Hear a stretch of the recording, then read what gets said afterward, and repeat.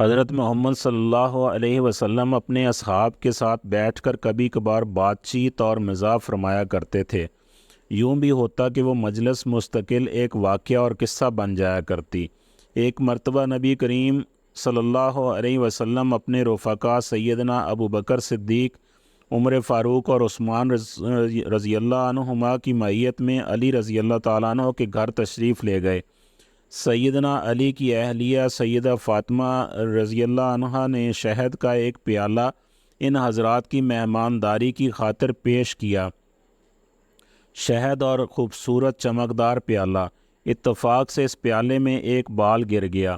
آپ صلی اللہ علیہ وسلم نے وہ پیالہ خلفائے راشدین کے سامنے رکھا اور فرمایا، آپ میں سے ہر ایک اس پیالے کے متعلق اپنی رائے پیش کرے۔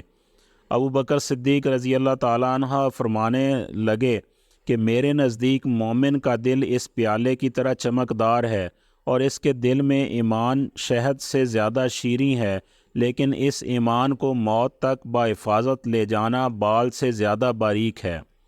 عمر رضی اللہ تعالیٰ عنہ فرمانے لگے کہ حکومت اس پیالے سے زیادہ چمکدار ہے اور حکمرانی شہد سے زیادہ شیریں ہے، لیکن حکومت میں عدل و انصاف کرنا بال سے زیادہ باریک ہے۔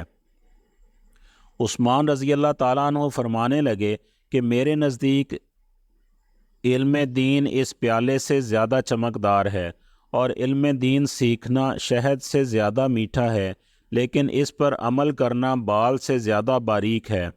علی رضی اللہ تعالیٰ عنہ نے فرمایا، میرے نزدیک مہمان اس پیالے سے زیادہ چمکدار ہے اور اس کی مہمان نوازی شہد سے زیادہ شیریں ہے اور ان کو خوش کرنا بال سے زیادہ باریک ہے۔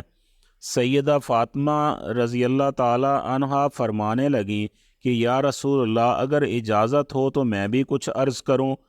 آپ صلی اللہ علیہ وسلم کے اجازت دینے پر فرمانے لگیں کہ عورت کے حق میں حیا اس پیالے سے زیادہ چمکدار ہے اور اس کے چہرے پر پردہ شہد سے زیادہ میٹھا ہے، اور غیر مرد کی اس پر نگاہ نہ پڑے یہ بال سے بھی زیادہ باریک ہے۔ کیا خوب ہی محفل تھی۔ جب خلفائے راشدین اپنی رائے کا اظہار کر چکے تو آپ صلی اللہ علیہ وآلہ وسلم کی طرف متوجہ ہوئے۔ ادھر سرکار دو عالم صلی اللہ علیہ وآلہ وسلم کے لب مبارک پہ تو زبان نبوت سے یہ الفاظ مبارک نکلے کہ معرفت اس پیالے سے زیادہ چمکدار ہے اور معرفت الہی کا حاصل ہونا اس شہد سے زیادہ میٹھا ہے، اور معرفت الہی کے بعد اس پر عمل کرنا بال سے زیادہ باریک ہے۔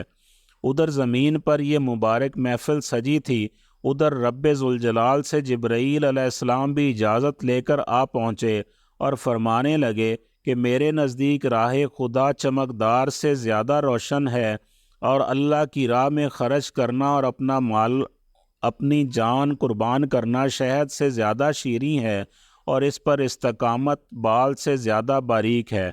جب زمین پر سجی اس محفل میں سب اپنی رائے کا اظہار کر چکے تو جبرائیل امین فرمانے لگے کہ یا رسول اللہ، اللہ تعالیٰ بھی کچھ کہنا چاہتے ہیں۔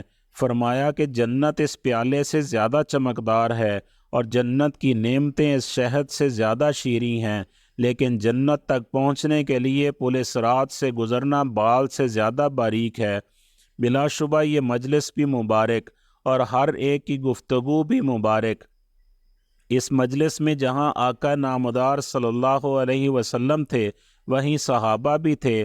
آپ کی یہ مجلس اور اس میں ہونے والی گفتگو ہم سب کے لیے مشعل راہ ہے۔